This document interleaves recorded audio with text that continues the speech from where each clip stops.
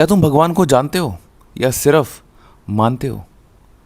ये सवाल जितना सिंपल लगता है उतना ही ज़्यादा गहरा है, क्योंकि पूरी दुनिया में करोड़ों लोग भगवान को किसी ना किसी फॉर्म में मानते हैं, लेकिन बहुत कम लोग सच जानना चाहते हैं।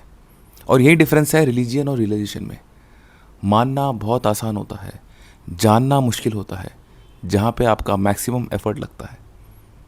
मानना किसी और के एक्सपीरियंस को एक्सेप्ट कर लेना होता है, जानना खुद के उस एक्सपीरियंस तक पहुंचना होता है।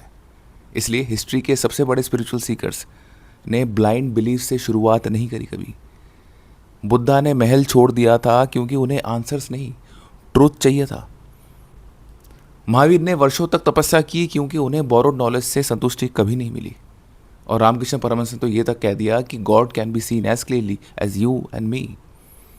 अब नोटिस करो, उन्होंने ये नहीं कहा कि गॉड पे बिलीव करते रहो, उन्होंने ये कहा कि अपना एक्सपीरियंस खुद चुनो। एंशिएंट विजडम भी इसी बात को रिपीट करती है। मुंडका उपनिषद में लिखा हुआ है कि अल्टीमेट ट्रूथ लेक्चर्स, इंटेलिजेंस या बुक से कभी नहीं मिलेगी। वो उसी को प्राप्त होती है जो उसे पूरी इंटेंसिटी से खोजता है, सीकर बनता है। और गीता में भी कृष्ण अर्जुन से ब्लाइंड एक्सेप्टेंस नहीं मांगते कभी। पूरा डायलॉग क्वेश्चन और आंसर की इंक्वायरी पे बेस्ड है। पहले देखो, फिर समझो, फिर डिसाइड करो। लेकिन मॉडर्न मैन को शॉर्टकट बहुत ज़्यादा पसंद है।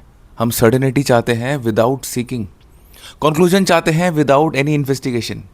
हमने बिलीफ को ही अपना डेस्टिनेशन बना दिया है कम्प्लीटली, जबकि वो स्टार्टिंग पॉइंट होना चाहिए था। साइकोलॉजी में एक कॉन्सेप्ट है जिसे हम कहते हैं कॉग्निटिव क्लोजर। इसलिए वो जल्दी से आंसर्स पकड़ लेता है, चाहे उनकी सच्चाई वेरीफाई ना हुई हो। लेकिन स्पिरिचुअल ग्रोथ सर्टेनिटी से नहीं आती, क्यूरियोसिटी से शुरू होती है। हर सीकर की जर्नी एक ही सेंटेंस से शुरू होती है, मुझे सच जानना है।